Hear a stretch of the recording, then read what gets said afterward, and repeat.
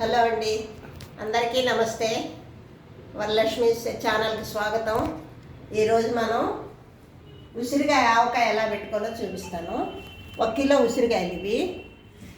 ఇదేమో నిమ్మరసం, ఇది ఆవు పిండి, మెంతి పిండి, ఇది ఉప్పు, కారం. ఇది సమంగా తీసుకున్నాను. ఉప్పు కారం అంటే 1 గిద్ద, అంటే 100 గ్రాములు ఉంటుంది. ఉప్పు కారం కూడా అంతే.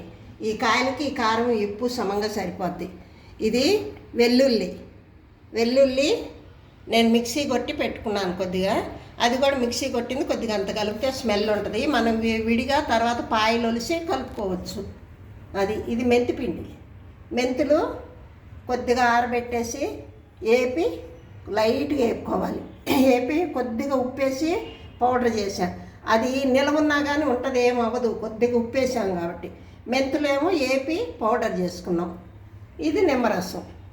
ఇప్పుడు నూనె, దీనికి సరిపడా తీసుకుందాం. ఏఎస్ బ్రాండ్ది నువ్వుల నూనె.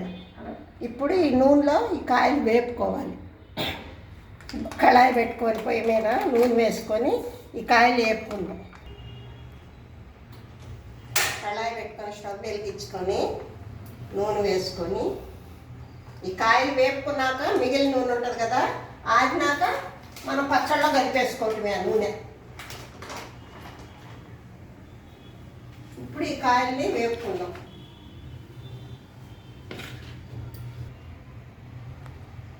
నూనె కాగింది, నూనెలో కాయలు వేసేసుకుందాం. కొంచెం సన్న సెగన వేపుకుంటే బాగా మగ్గుతాయి. ఇది 2 సార్లుగా వేసుకోవచ్చు మనం కాయలు.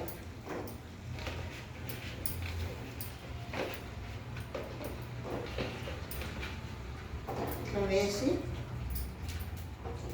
కొంచెం ఇట్లా నూనెలో ఇట్లా తిప్పి ఇది మూత పెట్టేయాలి. ఆవిరికి తొందరగా మగ్గుతాయి.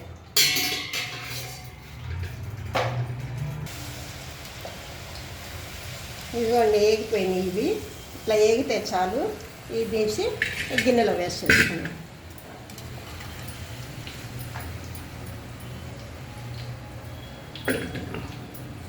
మరీ చిదిరిపోయేటట్టు వేపుకోకండి, ఇట్లా వేపుకుంటే చాలు, మీడియంగా. మళ్ళీ ఇప్పుడు మిగిలిన కాయలు మేము మళ్ళీ నూనెలో వేసాము. ఈ ట్రిప్తో కిలో కాయలు అయిపోతాయి. మళ్ళీ మూత పెడతాం. మూత పెడితే బాగా మగ్గుతాయి.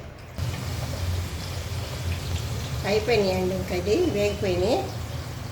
దీంట్లోకి తీసేసుకుందాం.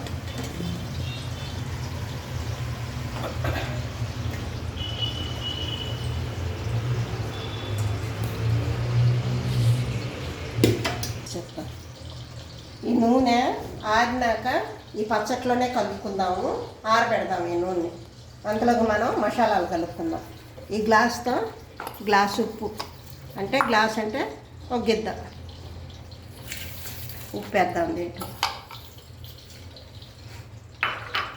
కారం 1 గ్లాసు. నేను అన్నీ కొలత పెట్టి తీసుకున్నాను. కిలోకి 1 గ్లాసు ఉప్పు, గ్లాస్ కారం. అంటే గిద్ద వస్తుంది ఇది గ్లాస్ అంటే. ఇది ఆవు పిండి,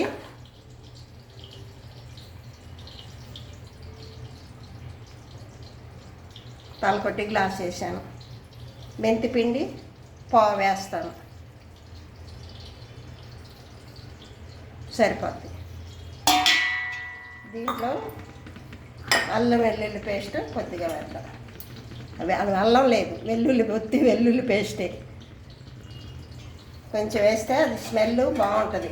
తర్వాత మనం 3వ రోజు తిప్పేటప్పుడు ఉల్లిపాయలు పాయలు తీసి పోసుకోవచ్చు మనం. ఇవన్నీ ఇట్లా కలిపెడదాం. కలిపెట్టుకొని కొద్దిగా ఆరినాక కాయలు, అప్పుడు మనం నిమ్మకాయ రసం వేసుకోవాలి. నిమ్మకాయ రసం 1 డజన్ కాయలు తీసాను, సరిపడా చూసి వేసుకుందాం రసం. అది కొంచెం ఆరాలి కాయలు. ఆరినాక కలుపుదాం నిమ్మకాయ రసం.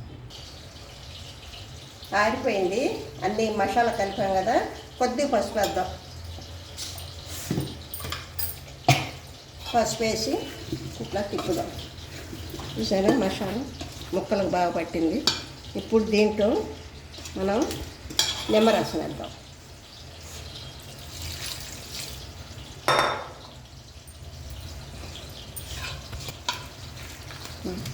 ఇదిగో నిమ్మరసం వేసి కలిపేసాను. చాలా నిమ్మరసం.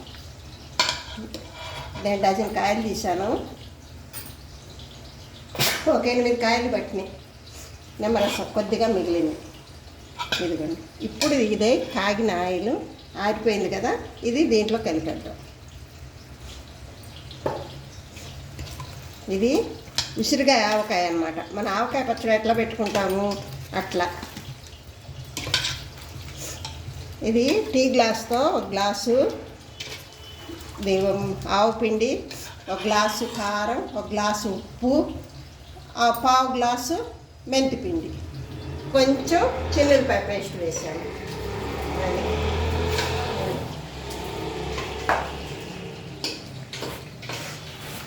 చాలు పొద్దునకి నూనె అంతా బయటకు వచ్చేస్తుంది. ఇది ఆవకాయ పచ్చడిలాగా ఉసిరిగా ఆవకాయ అన్నమాట. ఇది ఇట్లా పెట్టుకోవచ్చు. మన మామూలు చింతపండుతో పెట్టుకునేదైతే కనుక తాలింపు వేసుకొని అది వేరుగా ఉంటుంది.